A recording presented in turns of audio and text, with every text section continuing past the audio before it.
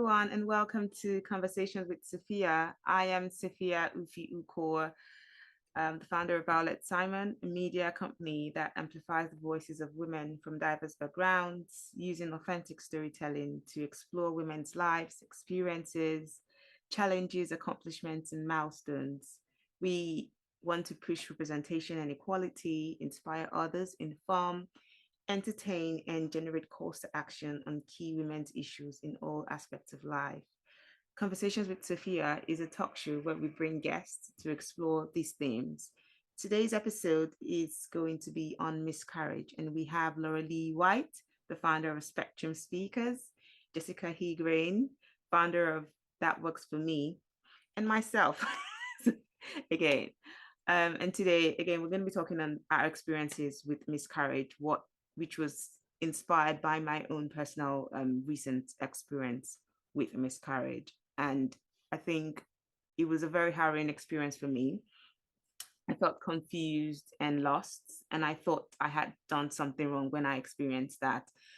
Um, I'd never talked about, I'd never known, I never knew that miscarriages were very common. Apparently, it was when I talked about like my experience with miscarriage, and then I hear my mom telling me, "Oh yeah, your aunt had like maybe three," or some other person telling me, "I've had this as well." So it was very, I was shocked, and I remember the first time when I was told that I was 8 weeks pregnant, and I was bleeding at that point, and the doctor did say that, well, when they did the test, and it was like, okay, well, a miscarriage hasn't happened yet, but your body is preparing for a miscarriage. And I'm like, what does that mean? And it was very tough because for me, I thought that, this was a baby. I have a little one already, and this was a child that we tried for about a year, to have this baby. And then the baby's finally here. And in my first pregnancy, I had severe hyperemesis. So it was very, very tough for me. And the second baby, the second child, I wasn't sick at all. I didn't have morning sickness. And here I was happy that everything was going perfect. And then I'm now told that it's not as perfect. I'm going to lose this baby. I had literally already started planning my life around this baby. I was just thinking today, September. And I remember I was driving in the car with my husband, and we're planning how we're going to travel out by September, and trying to figure out, oh, how many months are you going to be by then, and all that. And not a day goes by when I see a little child. Maybe I see two kids, for example, maybe one about around the size of my first kid, and maybe a little baby in a buggy. And I'm always thinking, oh, that could have been me, sometime. And I have an underlying mental illness called borderline personality disorder and PTSD as well. And I don't know if that kind of contributed to the way I dealt with the news. I know that I tried as much as possible to like shoulder it and think, it's going to be fine, but I couldn't. I literally just burst into tears in the hospital. Everyone was like, should we check her BP? I'm like, please leave me alone. I need to wail, you know. um, you know, require asking, okay, let's give her tea, something. And my doctor, my upline was amazing. And so I know they asked me, I know the way you may process information might be, a bit, more intense, and like, well, I don't know, but this is new. And I was told then that this experience happens to about 80 to 90% of women. That's what I was told in the hospital. And then when I did some research, I realized that I was reading that about 30% of pregnancies end up in miscarriages, or over 30% of pregnancies. And my question at that point was, why isn't this something that is often talked about? It's almost like a taboo. I know it's a very intimate and personal thing. It's not like, it took a lot for me to talk about it. And the reason I decided I wanted to talk about it was because I realized that there was a lack thereof. There was like a dearth of information regarding miscarriages. I didn't know it was common, and I didn't know what to do. I didn't know how to process it. And maybe, just maybe, if it was something that maybe people talked about a lot more, or there was more education around that, I would not have taken, even though people kept telling me there was nothing I could do. I kept thinking, maybe I did something, or maybe I shouldn't have taken that walk, or maybe I shouldn't have eaten that food, or maybe the universe is against me. What have I done to deserve this? And it was a very strenuous and traumatic pregnancy experience for me. And I think that most women just feel the need to straddle on, just get on with life like it's normal. And when I went, like we were talking earlier when you were asking how I was doing, and I said I'll probably talk about it during the episode, because this experience literally quite almost killed me, because I became very suicidal, and it was very bleak. So I didn't find any joy in anything. So my little one was there jumping and shouting, "Mommy!" But my body literally just, I think now I was having this out of body experience where I was moving, but I just didn't know. Everything was so dark for me. And I literally attempted to take my own life. And I was quite lucky that my husband came in literally at the nick of time. And in that moment, I don't know, the guy is amazing. And that's the thing with support. So when he walked in and um, you know, um, he just took me, he held me, and then my little one came into the room. And then I saw this, all I could see in that moment again was then this love and joy and happiness, because he was just jumping, but he knew something was wrong because I was weeping profusely, like I was shaking while I was in everything. And he came and hugged me and said, Mommy's not well, mommy's not happy, and then just rubbed my back and said, "It's going to be okay, mommy." And I think that kind of like made me realize that, well, there's something to live for, and I don't know how other people have gone, what it's been like for other people, other women who've gone through this. But I do know that it's important that, that grief, and not like sitting with that grief and dealing with that, and not being ashamed or afraid to say, this is what happened to me and this is how I dealt with it, no matter, who you are. And that's why I'm here, and that's why I think we're all here, because we all have very, very amazing, intense, experiences with that. And before I chatter about through this episode talking about miscarriages and my experience, I would like to, hear from let's hear from Jessica. What was your experience like with miscarriage, and how was that, what was that experience like for you? Just before I go into that, I want you to know I was sat here with big tears in my eyes because it's just such a heartbreaking story. Honestly, it's devastating. It really is, and I'm sorry first and foremost. I wish I could give you a big hug. Thank you. So I've had, I think, 3 miscarriages now. I do also have 4 children though, so I've been pregnant lots of times. I was exposed to it at a younger age, I think. So my mum, so when I was 14, I had an 8-year-old sister and a 1-year-old brother. And I remember that my mum had been pregnant multiple times in between. So she'd had a number of ectopic pregnancies and she'd had a number of miscarriages. So I think I kind of grew up thinking, oh, when you fall pregnant, it's not for definite. So I've always really, really held back. The one thing I've never understood is why we're so secretive about it. So I understand that, you go through this thing and it might result in a baby, but it also might not, and it can impact the whole rest of your life exactly, as you have described. And that's massive in itself. And I understand you would pick and choose maybe who you told those things to, but I think that secrecy around it and the whole, oh gosh, don't tell anybody till you get to 12 weeks, and you've had a scan and everything's safe, just really contributes to it. Because like you say, if it happens and you're not expecting it, but where'd you go? Who'd you talk to? Like it's like this, can feel like a bit of a dirty thing that you're not allowed to talk about, and that's absolutely not how it should be. Like it's massive. We all know from when you fall pregnant and that pregnancy does progress successfully and you have a baby, it's just the biggest thing that happens to you in your life. And I think particularly those first couple of months, that's like a massive transition that you go through, isn't it, where you're trying to, you're learning about this whole world that you didn't know existed. And I don't know about you guys, but I found it like when I found out I was pregnant, I felt like everything had changed, and every room that I'd sat in, I'd be thinking, oh my God, let the people know. Like, I don't know. You just, so for when that then, you know, when that then doesn't happen, like it's just devastating. Like you say, you plan your whole life around it. So I had two little girls, and then I had my first one, and then I had my son, and then I had another two before my baby that I have now. And like I said, I've always held back, but I hold back till about 8-9 weeks, because I once read somewhere in a book that, you know, once you make it past 8 weeks, then you're, you know, much more likely for it to be safe. The first time I had one, we didn't find out until I think I was at 11 and a half weeks. So by that point, I was well and truly, like, we've made it, you know, we're done.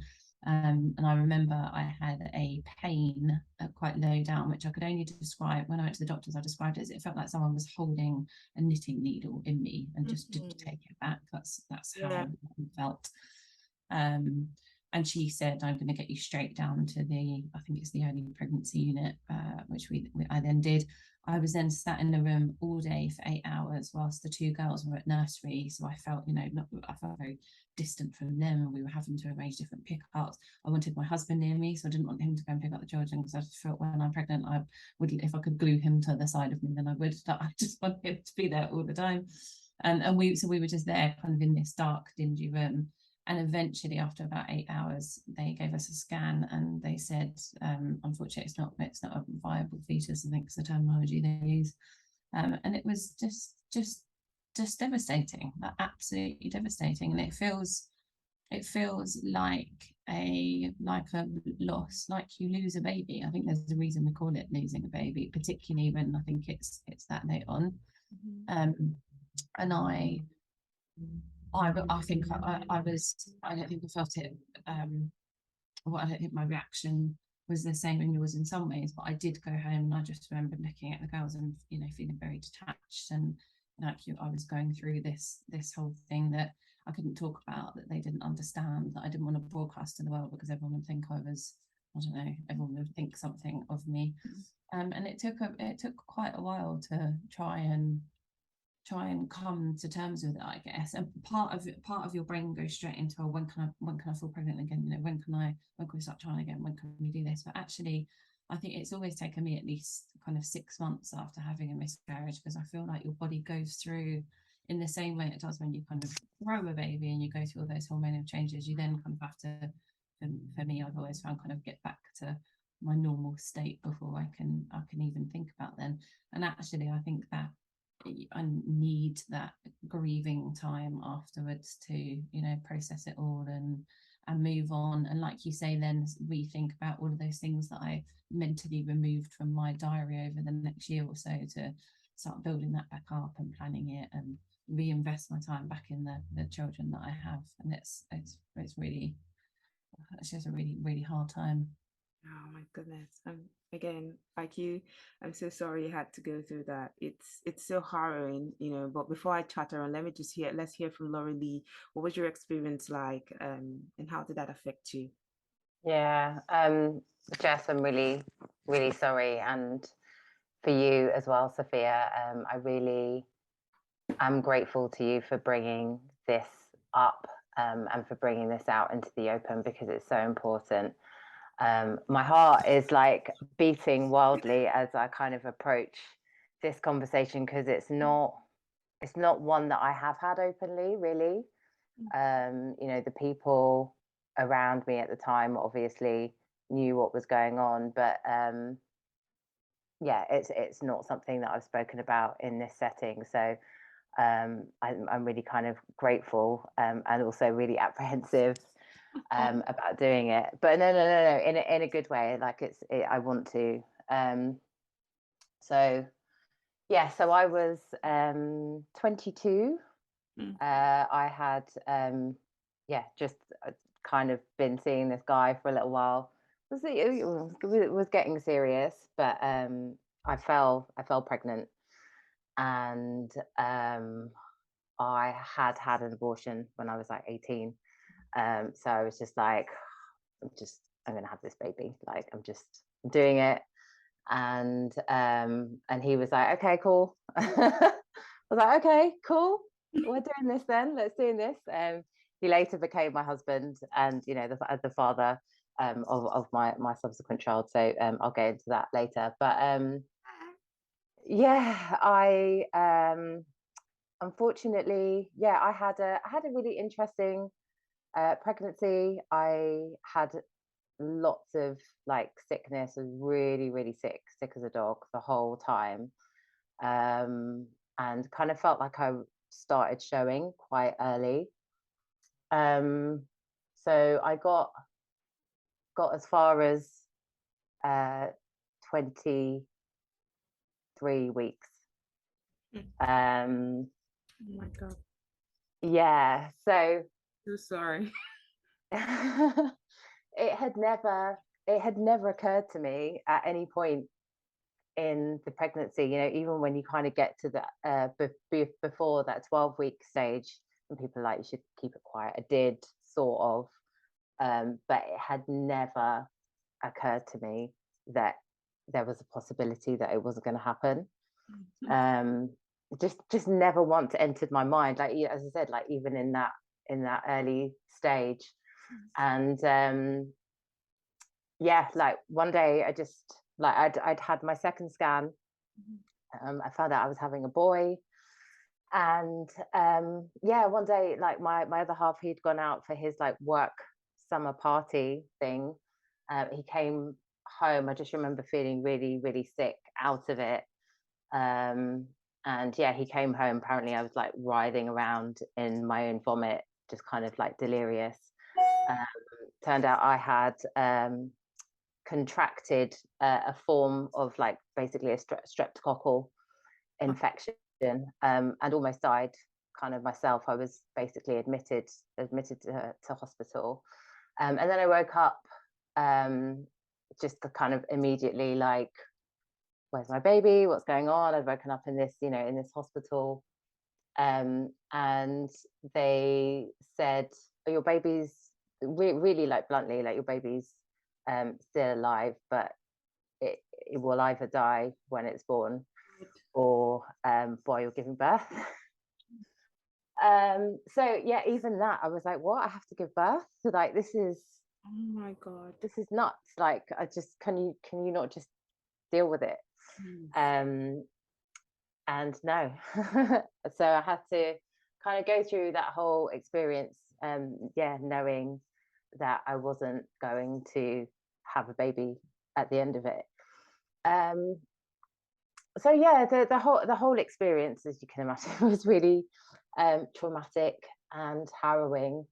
That in and of itself was terrible. But just things like, the nurse at the time sort of said to me, oh, your baby's got a really strong heartbeat. Like, while they've already told me that it's gonna die, they were going to put me on a labour ward afterwards. Thankfully, a private room became available, so I did have a private room.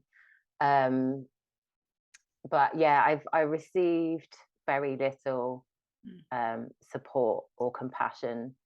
But the hardest thing, or obviously that was really hard, but the really hard thing again after that was having to go back to work. Everyone had known, it's not like, I'm not belittling anyone's experience, but obviously, like, everyone had seen me as a fully pregnant person, and nobody could look me in the eye afterwards. Like, I just felt like a total just like a total outcast, and like, just really struggled with my mental health. I just couldn't go into work without bursting into tears. And the CEO of a kind of very large well-known marketing company that I was working at a part of the time, who was a woman, basically just kind of told me to get over it. What? Yeah, like after my kind of period of absence, and I was like, look, I'm really struggling here, and she was just like, well, you either kind of get over it or you find another job. So yeah, so it was difficult. I don't know. Yeah, and you know, it's funny, like in hindsight, so this was like, it's like 15 years ago now, so it was a long time ago, and you know, there definitely wasn't the kind of support, awareness, compassion that there is now. You know, obviously I got it from friends and people who are close to me, but you know, in terms of how you support people going through things like that in the workplace, you know, from managerial level to a co-worker level, you know, how do you kind of reintegrate somebody who's gone through this experience and make them feel supported? You know, it wasn't that people didn't want to support me, they just didn't know how. And sometimes when people don't know how to do things, they don't do anything. Yeah. You know, and subsequently, just to kind of carry on, so I didn't try again for a long time. I couldn't look at people who I knew who had babies, you know, like afterwards, you know, I had friends who were sort of like pregnant there about the same time, and they were like, oh, you know, blah blah's had their baby, and I'm like, yeah. You know, obviously I didn't want, you know, I didn't want anything to happen to anyone or their baby, but I just like, I can't be happy in the way that, you know, I felt that I should, or you know, in the way that they wanted me to. That was really hard as well. But yeah, subsequently I did have, when I did decide to try, have a couple of really early miscarriages, that I felt more prepared to deal with. But even then, you know, I don't know, like I couldn't help feeling that maybe I was being punished for having an abortion when I was 18. Like all of these things go through your head. It's like, oh God, you know, I had some blue cheese, and I didn't realize, you know, I had a prawn or I had a peanut. You know, like yeah. Oh my God. Mine was always that night that I went out drinking before I knew or something. That was always a massive thing at the beginning, because you don't tend to know, do you, for the first? No, absolutely. I think you go through a list of everything that you did wrong and all the ways that you've been a bad person, and you know, well, it's just horrendous. And yet I think everybody else, it's just like it's just one of those things that happen, and yet but it's not. Well, it is, but for you, it's not when you're going through it. Lauralee, I'm so sorry. It's just another devastating story. My a very, very close friend of mine lost twins in a very similar way. About 6 months. No, she's since I've had babies. It must be about a year ago now, but it was just devastating. So I feel your pain massively, having, you know, seen her go through it. It's heartbreaking. Yeah, I'm sorry, really sorry to hear about your friend. It's so I think the whole experience is so horrible. It's horrid. It's, you know, and you know, the common theme I've heard, you know, is fact that, you know, one that, you know, we'll say the secrecy, you know, like, you know, Jessica was saying, I didn't want to tell lots of people to, you know, and then when it happened, even the few people I told, you know, it was just like my husband, my sisters, you know, this close relative. And again, it was so then you feel isolated. And again, it's like people don't also know how to react when they hear someone has had a miscarriage.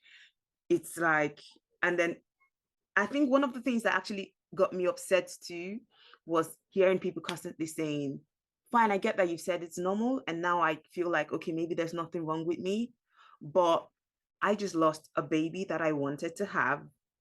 Don't talk to me like I should just get over it, it's normal, you know, things like, oh, don't cry, it's okay, it's nature's way of helping you. And that's apparently, you know, miscarriages happen because they say, you know, something might have happened, and nature's way of, you know, maybe protecting you and even the baby, so you don't, you know, bring, you know, it's, I don't know, however they put it basically.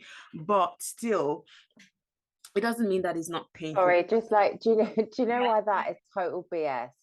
Like, if your mum dies, they're not like, oh, you know, it's just nature's way of like, you know, clearing out the extra bodies. You know, it's just it's a loss, and it's a big loss. And I know sometimes, you know, there's two extremes of not knowing what to say, and you know, and not saying anything. But there's also maybe that is when you should keep your mouth shut, you know, Yeah, because it's not helpful. absolutely, you know, because it's just it doesn't help.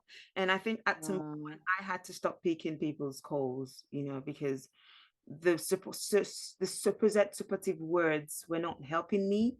It was just making me literally just go down the rabbit hole more. And I think that was probably like I had the last straw when I just said, you know what, this is it, I'm tired. You know, there's literally, I didn't see any light at the end of the tunnel for me. And like Lauralee was saying, I had an abortion before, had 2 abortions before. So I was thinking, oh my God, is this like like some payback for the abortions I'd had before? And I think when I was in therapy as well, it was something that, because I didn't want to deal with the grief, I felt like I had no right to be upset, to be angry, because one, I had done an abortion. And even though I am very like pro abortion rights, and but there is still that part of you that internalizes all the nonsense you hear from people, from family, you know, because I grew up in a very strict Christian home, and I literally had to pull myself from that because a lot of the doctrines just didn't sit with me. And having to intentionally, like, even though you do that, you still have those voices in your head. You know, you still remember, you know, all those ridiculous campaigns where somebody's saying, oh, the baby is this and baby is that. And I'm like, then there was confusion setting, and I just didn't know what to do, how to grieve, whether or not to grieve. And I mean, I had an amazing therapist who said, no, you know, imagine if you lost a child. Like, imagine if you had 2 grown kids. Would you say because, you know, you have one other kid, you're not going to grieve the loss of your other child? That was one. And the second one was, no, this is a child that you said you were ready for.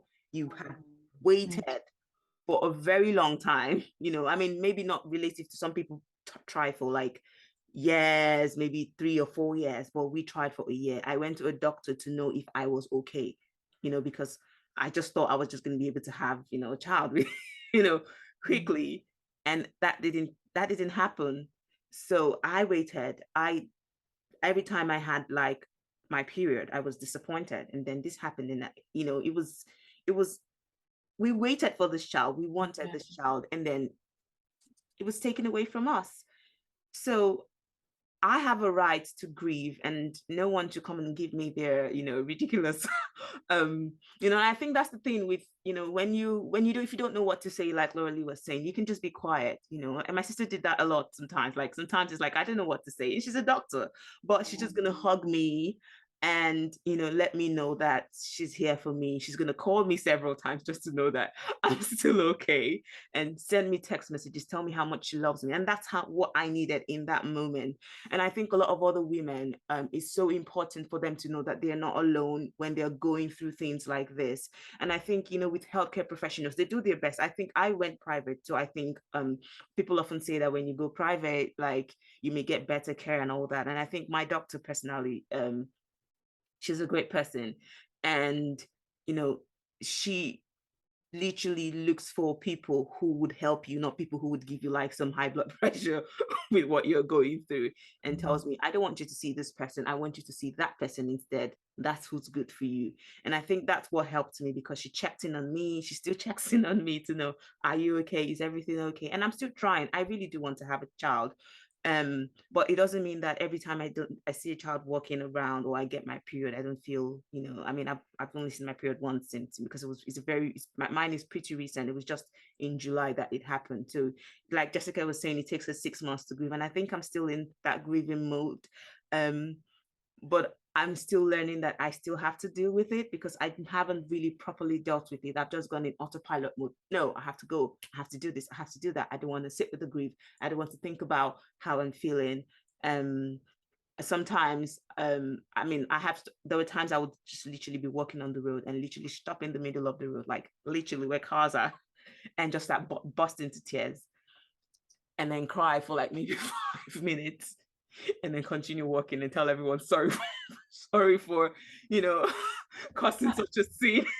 If that's what you need to do to process it and to get it out, that's what you need to do. No, but no one should ever cast any judgment or aspersions on it.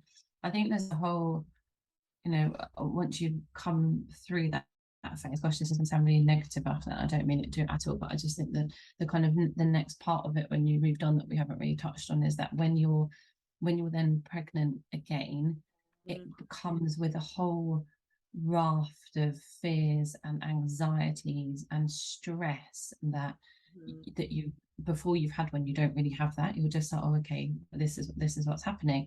But then when you do manage to fall pregnant again, I think just the anxiety and the stress that comes with every pregnancy. So after my first two, any time that I fell pregnant afterwards, just been in absolute bits through constantly. And Lauralee, God, I can't imagine what yours was like.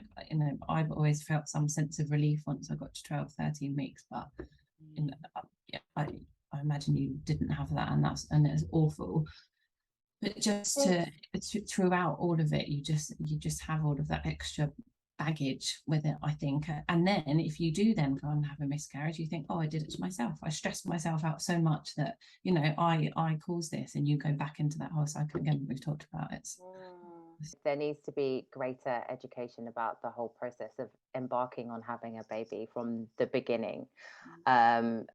I don't quite have suggestions as to how we do that, or whose responsibility that is, be that the education system, be that the healthcare system. But so many people think you have you come off the pill, like you come off whatever your like contraception is, you have sex a few times, then you have a baby, and that's it. As we were saying, having a baby is an actual miracle. Do you know what I mean? Everyone kind of talks about say, oh yeah, it's a little miracle. But I think people, women especially, through no fault of their own, take it for granted because they just think it's this easy thing. They see someone who gets pregnant and they have a baby, and more often than not, they have no idea about the process that's gone on before that, or during and subsequently. So there needs to be more conversations like this about the reality of wanting to have a baby, and what you need to know, and what are the real risks. Because for some people they might actually not want to, knowing the realities of how difficult it could be. That might deter some people. Sorry, Jess. No, I was just going to say, we spend the first, I'll pick a number out of the air, but we spend the first 30 years of our life trying not to get pregnant, and then the next 10 trying to get pregnant. And it's literally two opposing things, isn't it? You do everything to kind of find out about how do you stop that happening, and all of a sudden when you want it to, some people are lucky and it happens straight away, others it doesn't. And then it's not till you start to delve into fertility, how does it happen, how rarely it happens. The miracle thing couldn't be truer. But if you actually look into the science behind it, the chances of you actually falling pregnant are so low. It's incredible that any of us ever do. And then if, like you say, if that's something that you want and you're really delighted, then it's something you want to hold on to, and it means something from the very beginning. I think that's the thing. Conversely, I had a thing, one of my pregnancies I didn't want. It was really quickly after the baby, and then I had a miscarriage. Then I was in this whole cycle again of, oh my God, did I cause this? Have I destroyed a life? I don't think I did anything to make it happen, but there's still just the whole, I feel like we generally don't talk enough about the impact of pregnancy and the whole issues related to birth, pregnancy, hormones, periods, everything in relation to our mental health, because it's literally a big, it's a minefield, and you're expected to deal with it all kind of internally and just get on with it. And you know, there are some incredible websites out there and some incredible resources, and I feel like we should mention Tommy's actually on the topic of today, because the resources that they have on there are absolutely incredible. But it's very much kind of onus on you to go out and find it, and to go out and educate yourself and look at all of that. And it's really hard. The other thing that we haven't actually touched on is my husband actually felt that our first miscarriage even more deeply than I did. And his reaction, he actually went to therapy afterwards to deal with it, because he felt it like one of our children had died due to lots of stuff in the past. And that was, he didn't even know the word miscarriage. He didn't even know it was a possibility. So for him, the second I showed him that stick with a little line on, that's it. Like, he, you know, in his mind, the baby's them. And I know some people feel it like that. I think maybe I'm unusual and I'm slightly more reserved about it, but I think that's another thing that we don't really touch on, the impact of kind of on our partners and our family, and you know how there's a whole, you know, raft of other issues attached to this. Absolutely. It's such a complex topic. I think I agree with that, because I had to check in on because I think in that, for me, my husband was like, you know, for him, he felt like he had to be there for me, and he didn't have any right to, you know, say that, angry. So my obstetrician was kept, you know, she would ask him, how are you, you know, and for me, I'm very mindful of that, because I know, like, you know, we talk about how it impacts us, and it impacts us really, really, really huge. But when it's also like on the other, on your partner as well, there's also a different, and people handle things differently. For him, I know, like, I remember how I knew that it really affected him was, we were sitting in our living room, and I remember, like, I just saw him literally talking to himself, like he was just gesticulated and just talking to himself, and you know, and then just like, and from what I could tell from the distance, you know, he was just mouthing it, and I think he just literally he forgot he was, you know, with alone. He wasn't alone, like he wasn't in the bathroom where, you know, and I'm just like, okay, and I'm like, what are you talking about? What's happening? And he's like, oh, nothing, it's okay. I'm okay. I'm like, is it the miscarriage? And he's like, yeah, I'm very sad. And that's when I knew that it's actually affecting him a lot more than he's showing. And I also thought, like what Jessica is saying, is so important that we also bring that in, because at the end of the day, you're two people in a relationship who want this baby, and you've made plans, you've thought about things, we literally already started, like the moment, because we've been waiting, so the moment we saw, oh my God, pregnant, plans were already in motion.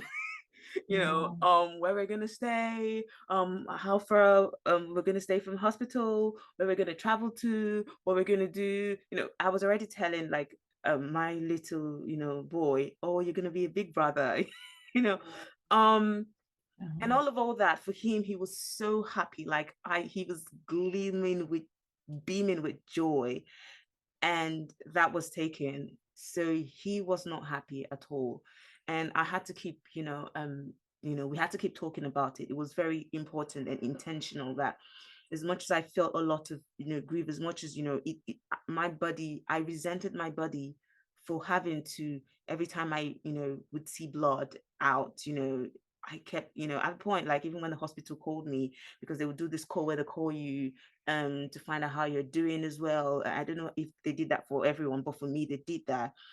And, I was snapping at the lady, and I had to apologize at the end of the day. I'm sorry. These questions are just literally, irking me out. And even when they did after 3 weeks, you have to let them know if you're still, pregnant. And so they called me to confirm. And I'm like, yeah, well, no, it's obviously not pregnant. And then she's like, okay, are you are you okay? I'm like, duh, what do you expect?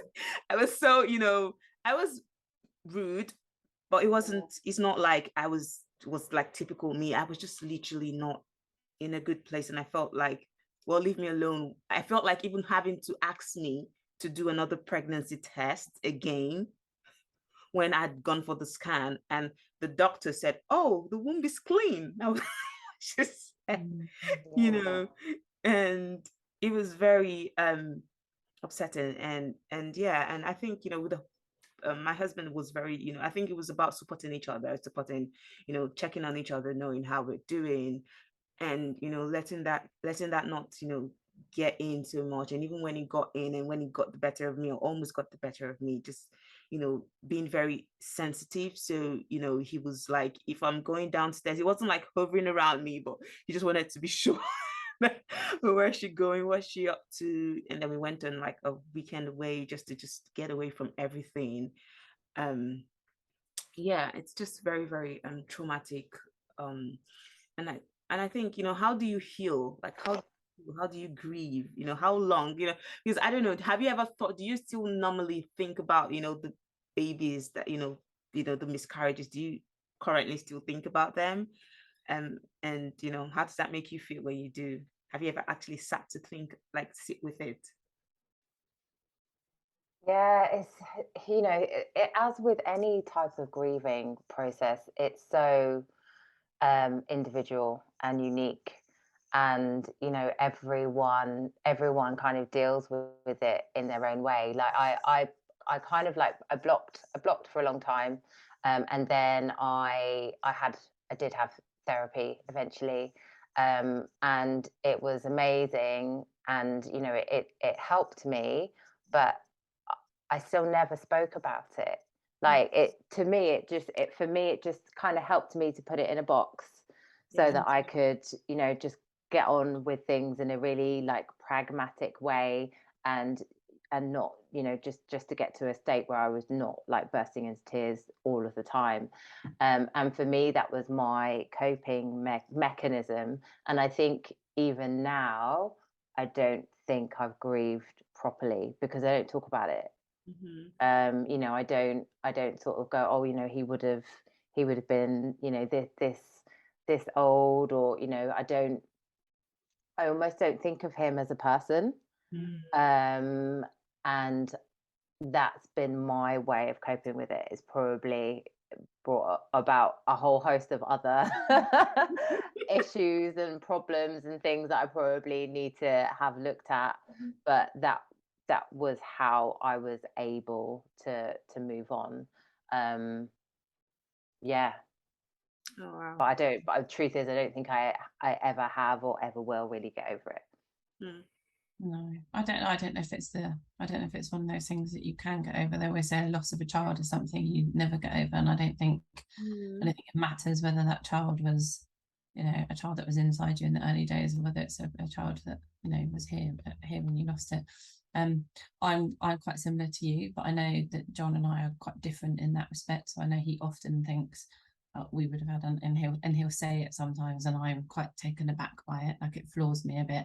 And the fact that it floors me is how I know I did exactly the same as you. I just sort of boxed it away and thought, I'm gonna leave that there. But whenever the topic comes up, I feel like I do now, massively emotional, very much on the brink of tears through a lot of it, because it's devastating and it's really sad. And when it happens to one of my friends, I feel, which it does regularly, being the age I think most of us are, and like how common it is. Most of my friends, I think, have been through it. And I guess in one respect, I'm grateful that I know the things not to say. But like you say, everybody's different. So, some people want you to check a lot of the time. Others just want to be left alone and don't want it mentioned again, which is fine.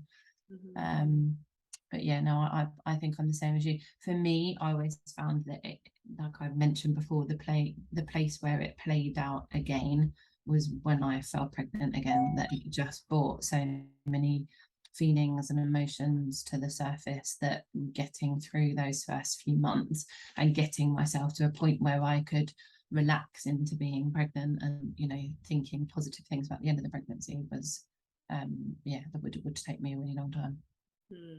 Oh my goodness. Wow. Oh, thank you. I feel horrible and really insensitive saying that. I'm sorry. And I'm here for you. If you have another baby, I'm here for you. And know that you can always reach out. Yeah, I mean, I think it is. I'm still grieving. And it's funny because it still feels weird saying that I'm grieving, but I am. But I do remember I told when I was talking with my brother, and I said I feel like I thought that I had experienced every pain that a person could experience in one life, maybe two. But that pain, it was different. It's very different, and it leaves a dent. I don't know if a dent is the word, but it leaves something in you that